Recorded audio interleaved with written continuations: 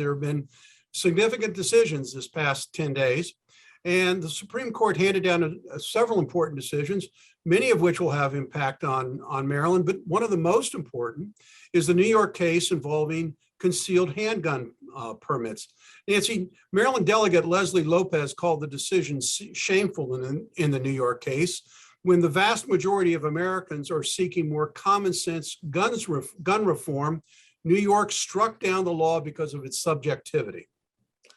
Well, yeah, and Maryland was cited by the Supremes as one of the states that had very similar language, and it's very similar to New York's, if not word for word. So, as a citizen who doesn't believe in owning a gun, I'm rather terrified.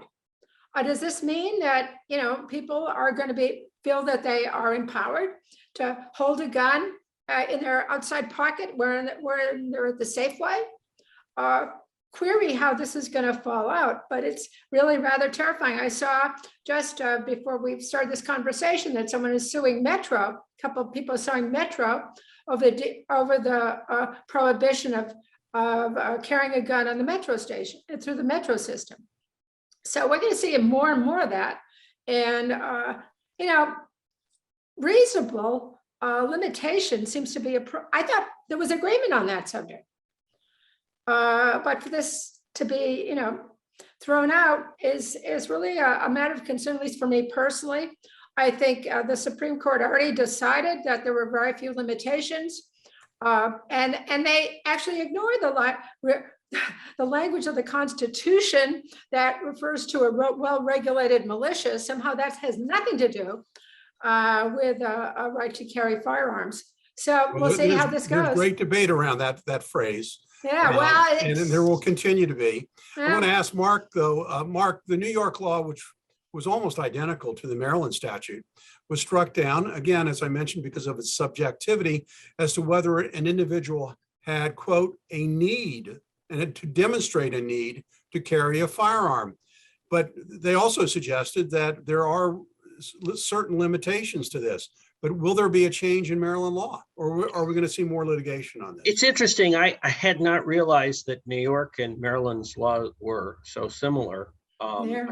I take that. I will tell you that in operation, having lived in New York, that in operation, the Sullivan Law, which is the New York law, again, emphasizing in operation, made it very, very difficult for people who had legitimate, real reasons to be afraid and were seeking to have a firearm, prevented them from having it. And it also made it a very politicized process because those people tended to have, the appropriate, at least in operation, Maryland is better. I will tell you that there's shall carry and, must issue. I mean, there's plenty of contention about that, but in operation, the Sullivan Law in New York was particularly egregious.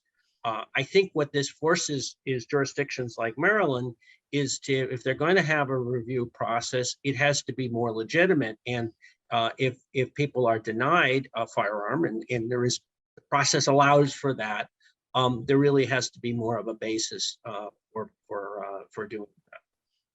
Well, I want to also turn to one of the key Supreme Court decisions that came down on June 30th, the last day of the court, which was the case of West Virginia versus EPA. And the decision was to restrict the EPA's ability to regulate certain parts of the Clean Air Act.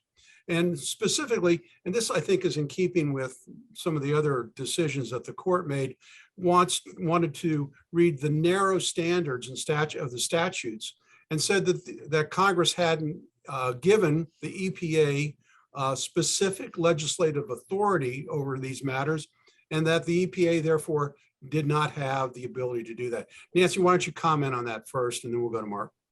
Well, some people are calling this the end of administrative law. I don't think that's the case at all.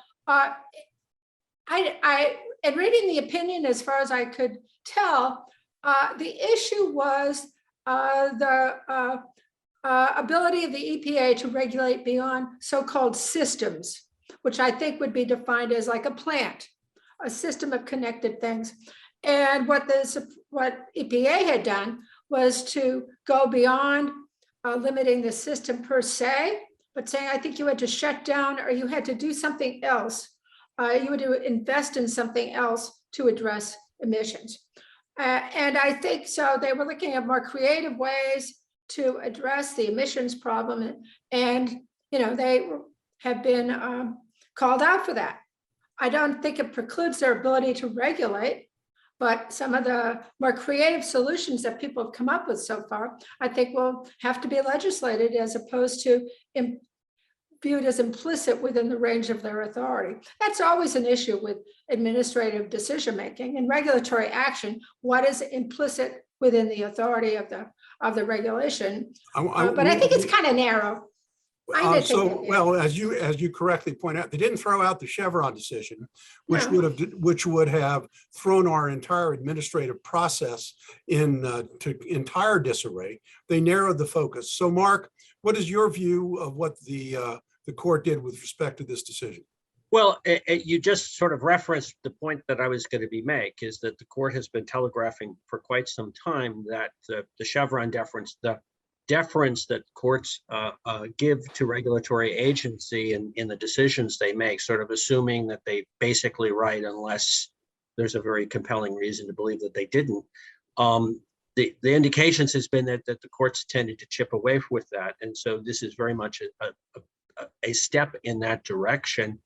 Down the road, given the direction of the precedents in this area, I would expect that there's going to be more where the courts will expect that the legislatures give clear authority to regulatory agencies, and that regulatory agencies can't move beyond what their authority is. Thank you, Mark.